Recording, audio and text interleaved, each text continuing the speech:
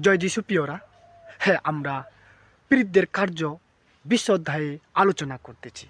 আসুন আমরা পীড়িতদের কার্য 20 অধ্যায়ের 28 পদকে আজকে আলোচনা করি। আসুন কি লেখা আছে পাঠ করে দেখি।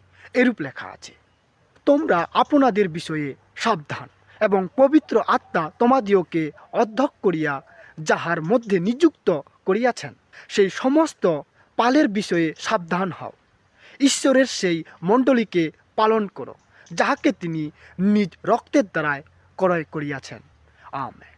হ্যাঁ, এইবারে প্রেরিত পৌল 28 পদে ইফিসীয়বাসী ভাইদের সাবধান করছেন বা সতর্ক করছেন। কি সতর্ক করছেন? তোমরা নিজের সম্বন্ধে সতর্ক থাকো। তোমরা যে পবিত্র আত্মায় বিশ্বাস করেছ এবং তোমাদের পরিচারক হিসেবে নিযুক্ত করেছেন, তোমরা তাহার বিষয়েও সতর্ক থাকো। কারণ রাখাল যেমন ভেড়ার পাল দেখাশোনা করে, ঠিক তেমনি তোমরাও করো। তোমাদেরকে পালক হিসেবে নিযুক্ত করেছে যেন ঈশ্বরের মণ্ডলীকে দেখাশোনা করো।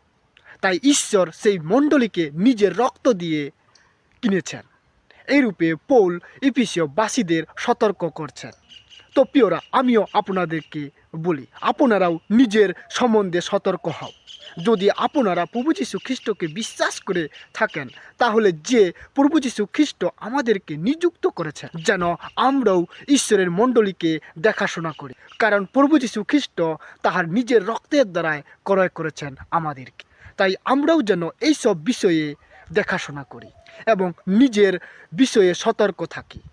তাই আসুন প্রিয়রা, যে ঈশ্বর আমাদেরকে সতর্ক করার কথা বলেন, আমরা সেই ঈশ্বরের গৌরব করি এবং যে ঈশ্বর আমাদেরকে তাহার নিজের রক্ত দিয়ে ক্রয় করেছেন সেই ঈশ্বরের মহিমা গৌরব করি।